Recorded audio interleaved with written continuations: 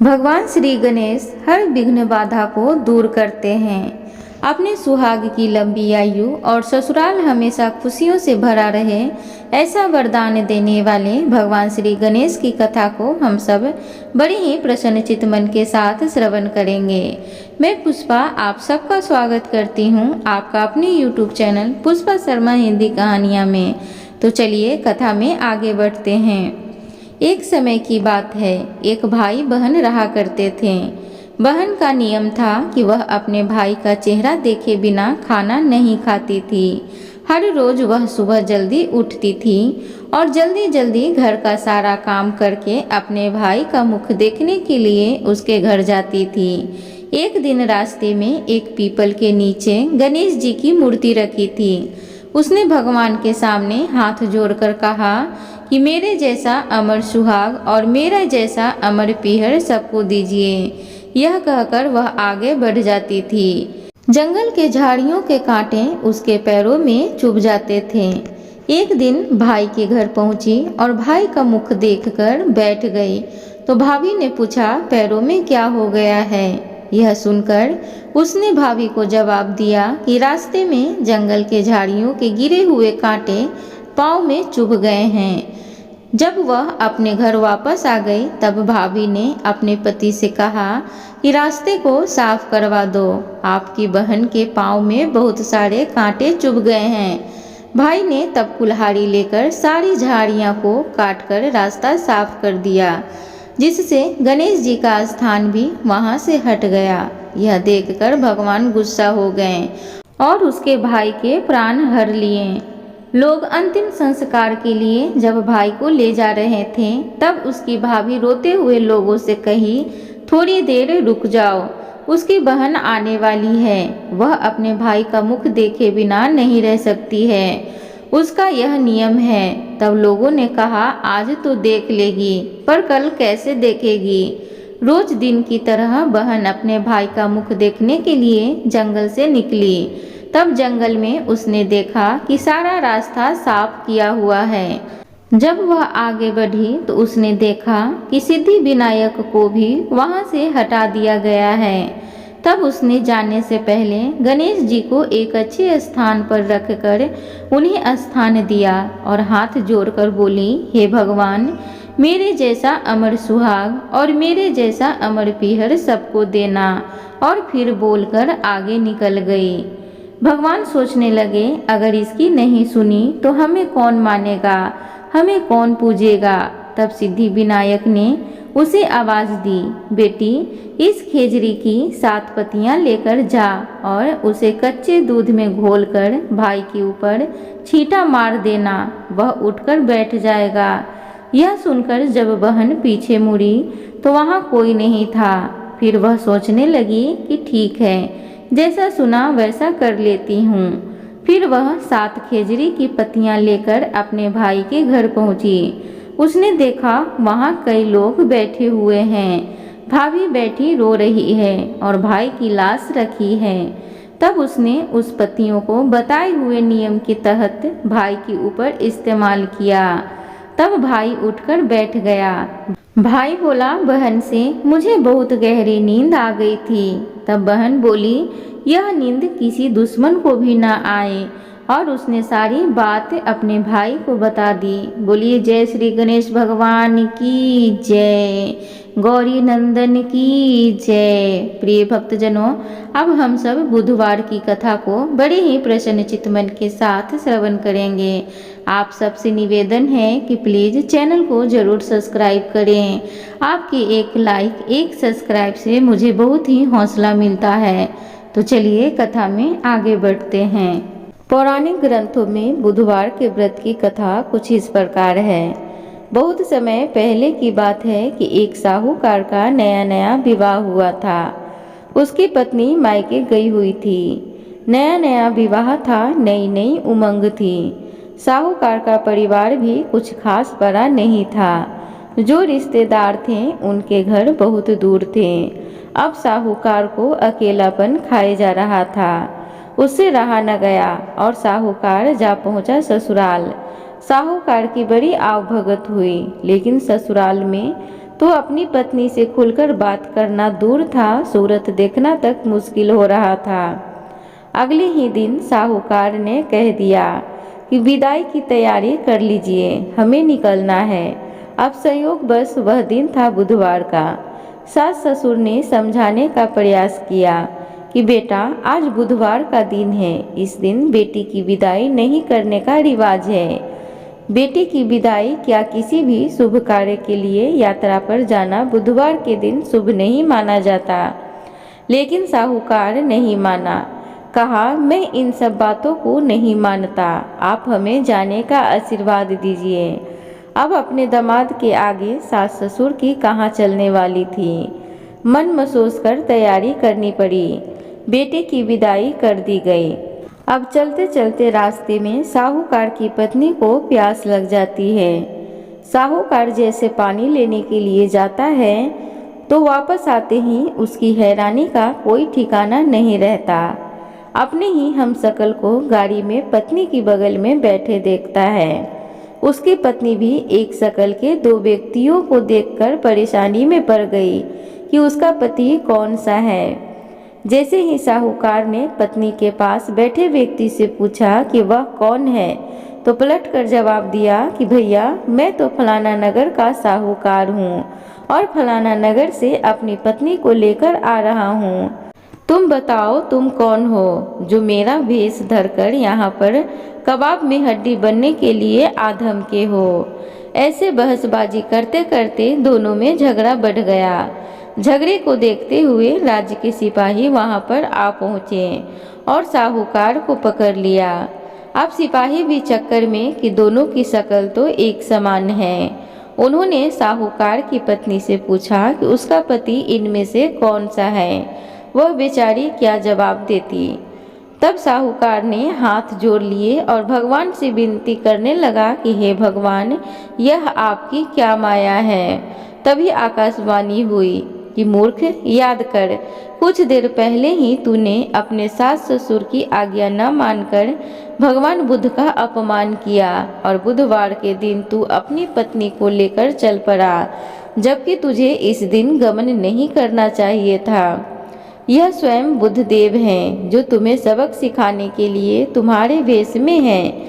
तब साहूकार ने कान पकड़कर माफी मांगी और आगे से कभी भी ऐसा न करने का वचन किया और बुधवार को नियम पूर्वक व्रत पालन करने का संकल्प किया। तब जाकर साहूकार के रूप में प्रकट हुए बुद्ध देवता अंतर्ध्यान हुए और साहूकार अपनी पत्नी को लेकर घर जा सका। इस घटना के पश्चात साहूकार और उसकी पत्नी दोनों नियमित रूप से बुधवार का व्रत पालन करने लगे।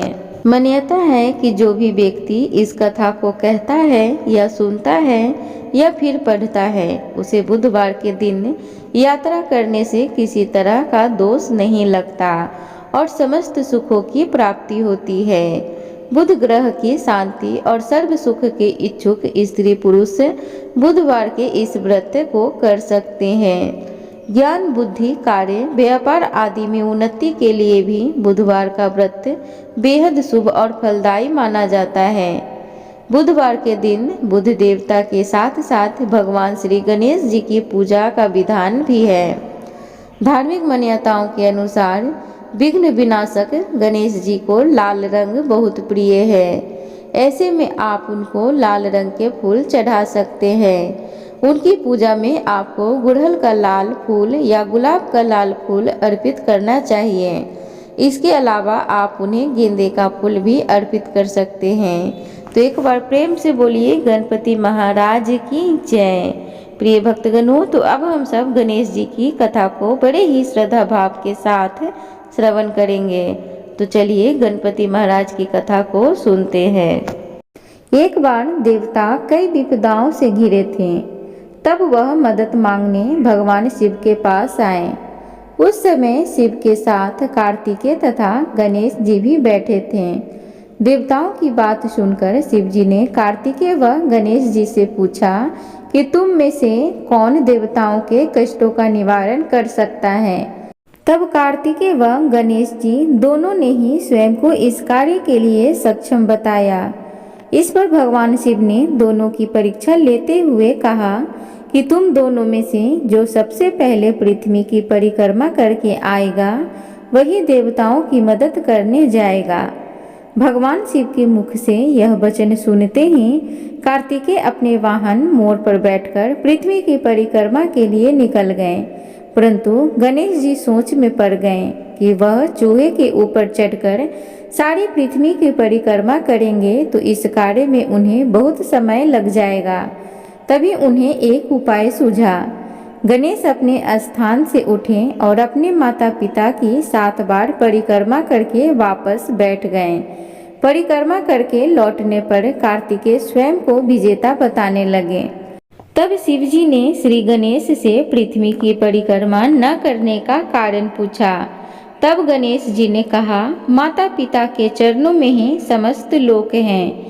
यह सुनकर भगवान शिव ने गणेश जी को देवताओं के संकट दूर करने की आज्ञा दी। इस प्रकार भगवान शिव ने गणेश जी को आशीर्वाद दिया कि चतुर्थी के दिन जो तुम्हारा पूजन करेगा और रात्रि में चंद्रमा को अर्घ्य देगा उसके तीनों ताप यानी दैहिक ताप, दैविक ताप तथा भौतिक ताप दूर होंगे। इस व्रत को करने से व्रतधारी के सभी तरह के दुख दूर होंगे और उसके जीवन में भौतिक सुखों की प्राप्ति होगी। चारों तरफ से मनुष्य की सुख समृद्धि बढ़ेगी, पुत्र पौत्र आदि धन ऐश्वर्य की कमी नहीं होगी। तो इस प्रकार गणपति महाराज की प्रथम कथा थी। अब हम सब दूसरी कथा को बड़े ही श्रद्धा भाव के साथ श्रवण करेंगे। तो चलिए कथा को सुनते हैं। एक समय की बात है, राजा हरिश्चंद्र के राज्य में एक कुम्हार था। वह मिट्टी के बर्तन बनाता, लेकिन वे कच्चे रह जाते थे। एक पुजारी की सलाह पर उसने इस समस्या को दूर करने के लिए एक छोटे बालक को मिट्टी के बर्तनों के साथ आवा में डाल दिया। उस दिन संकटी चतुर्थी का दिन था। उस बच्चे की माँ अपने बेटे के लिए बहुत ही परेशान हो रही थी। उसने गणेश जी से अपने बेटे की कुशलता की प्रार्थना की। दूसरे दिन जब कुम्हार ने सुबह उठकर देखा तो आवा में उसके बर्तन तो पक गए थे, लेकिन बच्चे का बाल बांका भी नहीं हुआ था। वह डर गया और राजा के दरबार में जाकर सारी घटना बताई। इसके बाद राजा ने उस बच्चे और उसकी माँ को बुलवाया तो माँ ने सभी तरह के विघ्न को दूर करने वाली संकटी चतुर्थी का वर्णन किया। इस घटना के बाद से महिलाएं संतान और परिवार के सौभाग्य के लिए संकट चौथ व्रत का व्रत करने लगी। एक बार बोलिए गणपति महाराज की जय।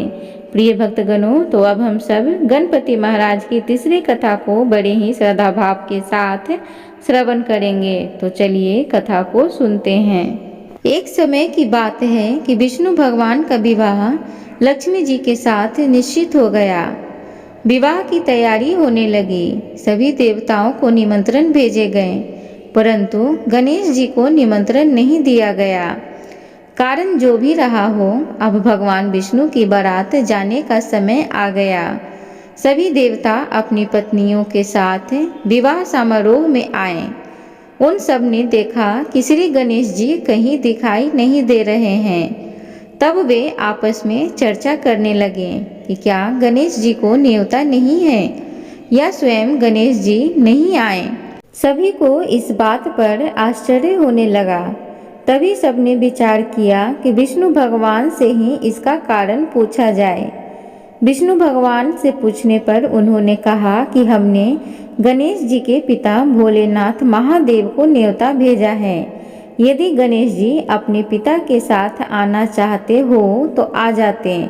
अलग से न्योता देने की कोई आवश्यकता भी नहीं थी। दूसरी बात यह है कि उनको 1.25 मन मूंग, 1.25 मन चावल, 1.25 मन घी और 1.25 मन लड्डू का भोजन दिन भर में चाहिए। यदि गणेश जी नहीं आएंगे तो कोई बात नहीं, दूसरे के घर जाकर इतना सारा खाना पीना अच्छा भी तो नहीं लगता। इतनी वार्ता कर ही रहे थे कि किसी ने एक सुझाव दिया। यदि गणेश जी आ भी जाएं तो उनको द्वारपाल बनाकर बैठा देंगे कि आप घर की याद रखना। आप तो चूहे पर बैठकर धीरे धीरे चलोगे तो बारात में बहुत पीछे रह जाओगे। यह सुझाव भी सबको पसंद आ गया तो विष्णु भगवान ने भी अपनी सहमति दे दी। होना क्या था कि इतने में गणेश जी वहां आ पहुँचे और उन्हें समझा बुझाकर घर की रखवाली करने के लिए बैठा दिया गया। बारात चल दी। तब नारद जी ने देखा कि गणेश जी तो दरवाजे पर ही बैठे हुए हैं, तो वे गणेश जी के पास गए और रुकने का कारण पूछा। गणेश जी कहने लगे कि विष्णु भगवान ने मेरा बहुत अपमान किया है।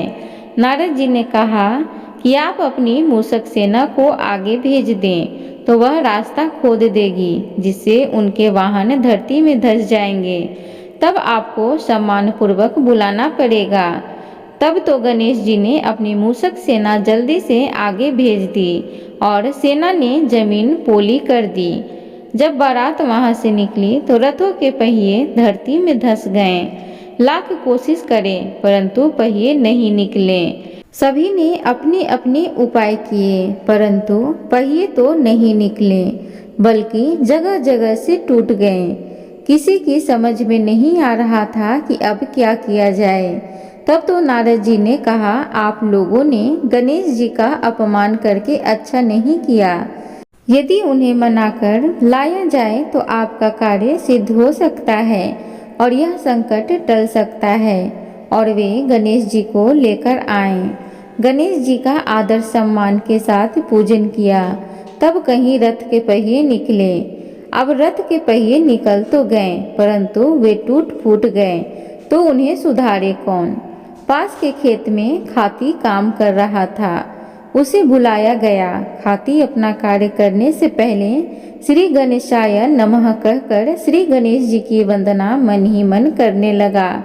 देखते ही देखते खाती ने सभी पहियों को ठीक कर दिया। तब खाती कहने लगा कि हे देवताओं, आपने सर्वप्रथम श्री गणेश जी को नहीं मनाया होगा और न ही उनकी पूजन की होगी, इसलिए तो यह आपके साथ यह संकट आया है। हम तो मूर्ख अज्ञानी हैं, फिर भी पहले श्री गणेश जी को पूजते हैं, उनका ध्यान करते हैं। आप लोग तो देवता गण हैं, फिर भी आप गणेश जी को कैसे भूल गए। अब आप लोग भगवान श्री गणेश जी की जय बोलकर जाएं, तो आपके सब काम बन जाएंगे और कोई संकट भी नहीं आएगा। ऐसा कहते हुए बारात वहां से चल दी और विष्णु भगवान का लक्ष्मी जी के साथ विवाह संपन्न करा के सभी सकुशल घर लौट आए। हे गणेश जी महाराज, आपने विष्णु जी को जैसा कारज साड़ियो ऐसो कारज सबको सिद्ध कर जो। बोलो गजानन भगवान की जय, मंगल मूर्ति की जय। प्रिय भक्तगणों, अब हम सब गणेश जी की चौथी कथा को बड़े ही प्रसन्न चित्त के साथ श्रवण करेंगे। तो चलिए कथा सुनते हैं। एक पौराणिक कथा के अनुसार एक बार भगवान शिव तथा माता पार्वती नर्मदा नदी के किनारे बैठे थे। वहां माता पार्वती ने भगवान शिव से समय व्यतीत करने के लिए चौपर खेलने को कहा। शिव चौपर खेलने के लिए तैयार हो गए, परंतु इस खेल में हार जीत का फैसला कौन करेगा, यह प्रश्न उनके समक्ष उठा। तो भगवान शिव ने कुछ तिनके एकत्रित करके उसका पुतला बनाकर उसकी प्राण प्रतिष्ठा कर दी और पुतले से कहा, बेटा हम चौपर खेलना चाहते हैं, परंतु हमारी हार जीत का फैसला करने वाला कोई नहीं है, इसलिए तुम बताना कि हम दोनों में से कौन हारा और कौन जीता। उसके बाद भगवान शिव और माता पार्वती का चौपर खेल शुरू हो गया। यह खेल 3 बार खेला गया और संयोग से तीनों बार माता पार्वती ही जीत गईं। खेल समाप्त होने के बाद बालक से हार जीत का फैसला करने के लिए कहा गया, तो उस बालक ने महादेव को विजयी बताया। यह सुनकर माता पार्वती क्रोधित हो गईं और क्रोध में उन्होंने बालक को लंगड़ा होने, कीचड़ में पड़े रहने का श्राप दे दिया। बालक ने माता पार्वती से माफी मांगी और कहा, यह मुझसे अज्ञानतावश ऐसा हुआ है, मैंने किसी द्वेष भाव से ऐसा नहीं किया। बालक द्वारा क्षमा मांगने पर माता ने कहा, यहाँ गणेश पूजन के लिए नाग कन्याएं आएंगी। उनके कहे अनुसार तुम गणेश व्रत करो, ऐसा करने से तुम मुझे प्राप्त करोगे। यह कहकर माता पार्वती शिव के साथ कैलाश पर्वत पर चली गईं। 1 वर्ष के बाद उस स्थान पर नाग कन्याएं आईं। तब नाग कन्याओं से श्री गणेश के व्रत की विधि मालूम करने पर उस बालक ने 21 दिन लगातार गणेश जी का व्रत किया। उसकी श्रद्धा से गणेश जी प्रसन्न हुए। उन्होंने बालक को मनोवांछित फल मांगने के लिए कहा। उस पर उस बालक ने कहा, हे विनायक, मुझ में इतनी शक्ति दीजिए कि मैं अपने पैरों से चलकर अपने माता पिता के साथ कैलाश पर्वत पर पहुंच सकूं और वे यह देखकर प्रसन्न हों। तब बालक को वरदान देकर श्री गणेश अंतर ध्यान हो गए। इसके बाद वह बालक कैलाश पर्वत पर पहुंच गया और कैलाश पर्वत पर पहुंचने की अपनी कथा उसने भगवान शिव को सुनाई। चौपर वाले दिन से माता पार्वती शिव जी से विमुख हो गई थीं। अतः देवी के रुष्ट होने पर भगवान शिव ने भी बालक के बताए अनुसार 21 दिनों तक श्री गणेश का व्रत किया। इस व्रत के प्रभाव से माता पार्वती के मन में भगवान शिव के लिए जो नाराजगी थी वह समाप्त हो गई। तब यह व्रत विधि भगवान शंकर ने माता पार्वती को बताई। यह सुनकर माता पार्वती के मन में भी अपने पुत्र कार्तिकेय से मिलने की इच्छा जागृत हुई। तब माता पार्वती ने भी 21 दिन तक श्री गणेश का व्रत किया तथा दुर्वा फूल और लड्डुओं से गणेश जी का पूजन अर्चन किया। व्रत के 21वें दिन कार्तिकेय स्वयं माता पार्वती से मिलने आ गए। उस दिन से श्री गणेश चतुर्थी का यह व्रत समस्त मनोकामनाओं की पूर्ति करने वाला व्रत माना जाता है। इस व्रत को करने से मनुष्य के सारे कष्ट दूर होकर मनुष्य को समस्त सुख सुविधाएं प्राप्त होती हैं। एक बार प्रेम से बोलिए श्री गणपति महाराज की जय, मंगल मूर्ति की जय।